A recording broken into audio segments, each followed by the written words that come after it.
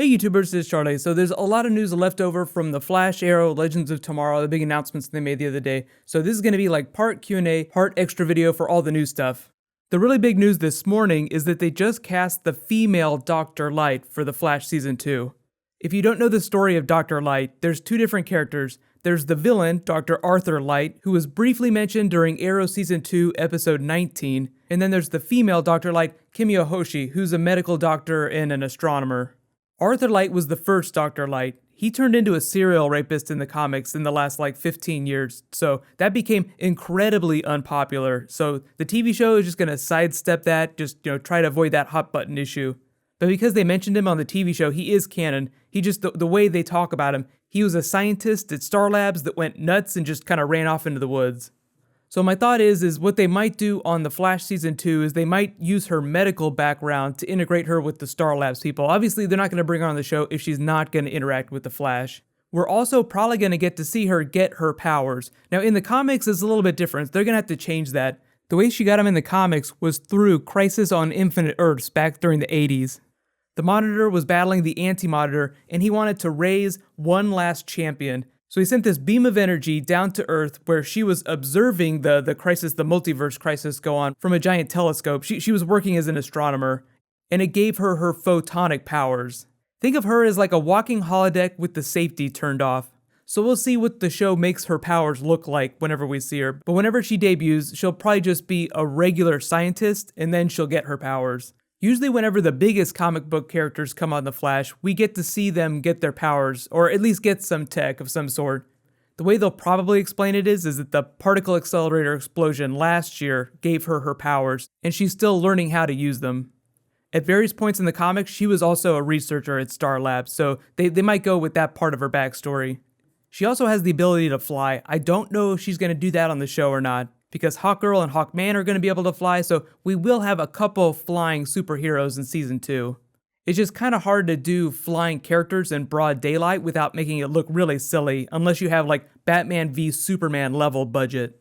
Following up on the cool Constantine news, Stephen Amell supposedly said that he's going to be around for episodes 4 or 5. I don't think he was super positive on which one it was going to be, but I think episode 5 will be that Sarah Lance resurrection episode. And I saw a lot of confusion in the comments because Sarah is seen climbing out of the Lazarus pit in the Legends of Tomorrow trailer. A lot of you seemed like you were confused about how Constantine was going to affect that, like how he was going to help resurrect her.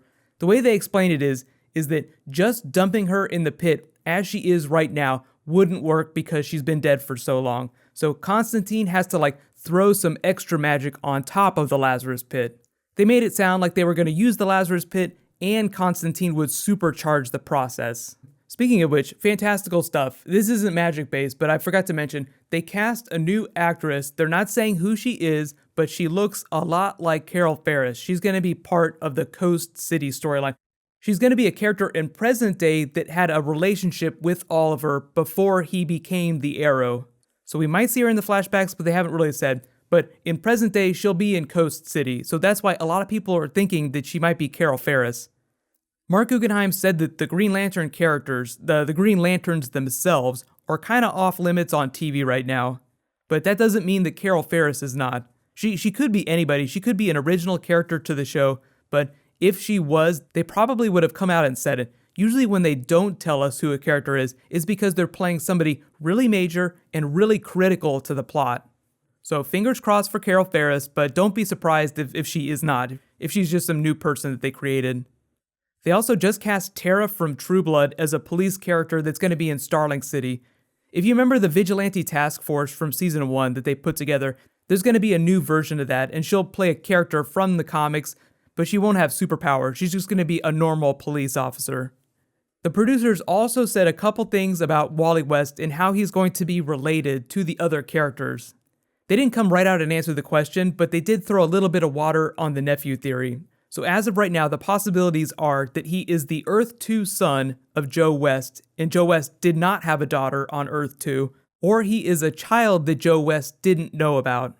Whatever they end up going with, they did say that it would be like a big light bulb moment, like you go, aha, this is actually pretty wonderful the way they explained it. So I trust them completely with it. It's not going to be like some silly soap opera explanation. So what I did is I pulled a couple of Constantine-related questions that you guys had, mostly Constantine-related stuff, just because the show's been canceled and, we don't know what's going to happen with the character after this one-off. So here we go. First question. Peter asks, now that Constantine is in the CW verse, would that mean that everything that happened on the NBC show be in the Arrow Flash universe now? No, just assume that that's like an alternate timeline, but the character himself will be the character from the NBC show. So if you did want to get really technical, you could say that that NBC stuff is now canon to Flash and Arrow, but what'll probably happen is they just won't talk about it. That's the easy way around problems like that. Just don't mention it and let the fans speculate. And if you're wondering about the rest of the Constantine cast, like the characters they introduced, like the Spectre, the deal was just for Matt Ryan. Only Matt Ryan is going to come on Arrow. The rest of the cast and the crew behind Constantine have all been released. They're all working on other projects now. Next question, Lars asks, with Arrow being about physical strength and willpower, Flash being all about science, a third show dealing with magic would create an interesting triangle. Yeah, I mean, that would be cool. The problem is that they have Legends of Tomorrow, and the CW can only program 10 hours of television a week. That's really all they have room for. So when they bring Legends of Tomorrow on, for instance, they'll actually have to postpone some of their other shows to make room for it. Legends isn't going to be like a full 22, 23 episode run. It'll be closer to like 13. They haven't specified the exact number of episodes yet. But if they're having that much trouble fitting that show into the schedule in the spring, then there's really no way that they could fit even more shows in. The other problem with doing more DC TV shows is that half of their programming would turn into like DC Comics stuff. It would represent a risk from an advertising standpoint that I don't think that they would want to take. Like they want to diversify their programming as much as possible, like make all the shows feel really different. They love doing comic book shows, like they love doing all this DC stuff, but they don't want to turn into the DC channel. Next question, Alan asks, this also makes Gotham the same universe. I'm not sure what you're saying that in response to, but technically Gotham is its own thing. It's loosely connected to Arrow and the Flash because it's DC stuff, but the workaround that the producers of all the shows used to explain it is that we're open to crossovers, we just haven't figured it out yet. The fact that Gotham is kind of set in the past puts them in a bit of a bind. So logically, the workaround to that would be time travel, but Gotham hasn't really gotten into like the fantastical stuff yet. They haven't done a lot of magic. They're just like a couple steps behind that, so it'd be weird if Rip Hunter just showed up on Bruce Wayne's doorstep. Fun fact though, the actor that plays Victor Zsasz also starred as a rogue during The Flash Season 1. That was just a coincidence though. Logically, I think what they would do if they wanted to do any kind of big crossover is that they would wait till the actor that plays Bruce Wayne is a couple years older, till the show's in its like 4th or 5th season, and then they can do something a little more fantastical, something involving magic, something involving time travel. Gotham's really still trying to create its universe right now. Like, Season 2 is all about introducing a whole bunch of new comic book villains. So I definitely think they'll be more open to crazier stuff in future seasons. Next question, SGF129 asks, does this make us closer to Etrigan the Demon or Dr. Fate showing up on Arrow or Flash?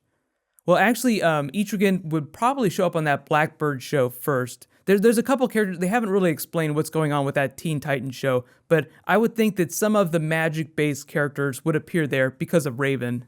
We are closer though. Dealing with Heaven and Hell is like one step closer to dealing with demon possession. But I think it's going to be at least like another season or two before we get to the level where we're actually meeting demons and angels. But Oliver Queen Demon Hunter would be a really cool season of Arrow. Next question, Connor asks, do you think that Grodd will have a bigger part in Season 2 now that they've introduced him, or are they going to have him lay low a bit? No, I think that he'll have a bigger part, but the way we see him will be a little bit different. So if you remember in Season 1, he was actually mentioned or seen in at least like 4 or 5 episodes.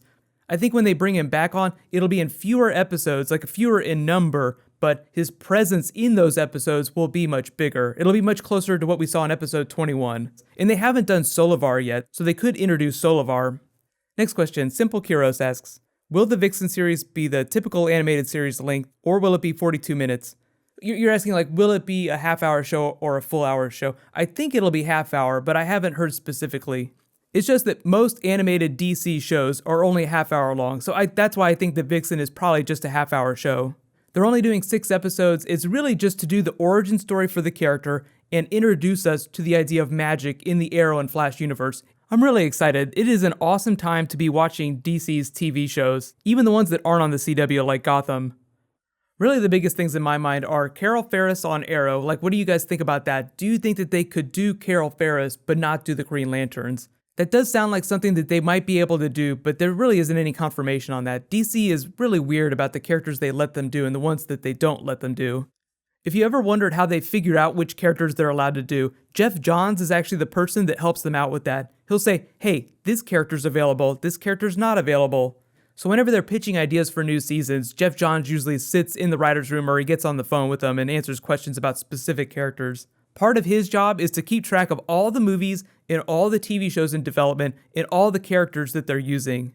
So we are now within 2 weeks of Vixen and within about 6 weeks of Arrow and the Flash starting. So everybody just start to get hype. It's going to be a lot of fun. And for those asking, yes, I am going to do Heroes Reborn videos. It's going to be a Thursday show. And since I don't have any other Thursday shows, there's nothing keeping me from doing videos for it. So I'm actually pretty excited about that. Be sure to subscribe to get everything. I'm probably going to start doing some Walking Dead stuff on Sundays along with my Game of Thrones bonus videos. So start getting ready for Walking Dead stuff too. There were some Black Panther pictures from yesterday from the set of Captain America Civil War, so I might do a new Black Panther video next. Just in case you guys haven't seen them, I've done a bunch of videos for Flash Season 2 characters. You can click here to watch all those. It'll just open my playlist with all the bonus videos in it. And you can click here for my top 10 favorite Spider-Man outfits from the comics, just because there's been a lot of talk about his Civil War costume. Thank you so much for watching, everybody. Let's high five. I'll see you guys tonight.